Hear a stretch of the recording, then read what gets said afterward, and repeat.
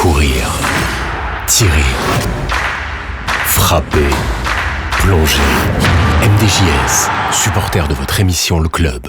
Est-ce que tu comprends, ces gars, c'est le fait que Houssine Ammouta, le style Houssine Ammouta ne soit pas aussi populaire au Maroc. C'est un gars, à chaque fois qu'il prend un club, là en l'occurrence avec le FUS, il gagne, avec le Wydad, il remporte quand même la Ligue des Champions, la dernière du Wydad. Là, il est en finale du CHAN. Est-ce que tu arrives à saisir pourquoi Houssine Ammouta n'arrive pas à convaincre son monde ici?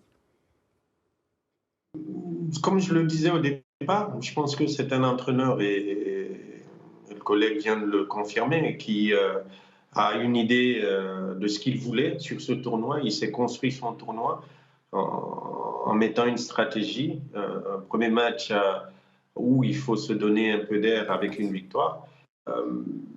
Le reste, c'était déjà dans sa tête. Il était sur les phases éliminatoires. Il savait quoi faire pour arriver à ces phases éliminatoires.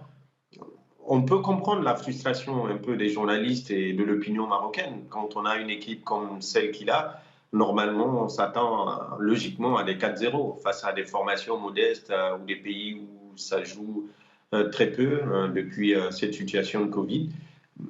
Mais oui, un technicien a une stratégie, il a des hommes, il les utilise en fonction du moment. Le signal envoyé face au Cameroun est quelque chose d'important psychologiquement pour les adversaires. On sait que le Maroc est là pour démontrer sa puissance et ils ont des éléments pour. Et un technicien très aguerri, maintenant l'opinion peut être un peu plus exigeante et je peux comprendre. Mais in fine, sur le CV, on notera le nombre de titres et je pense qu'avec le temps, on lui donnera raison.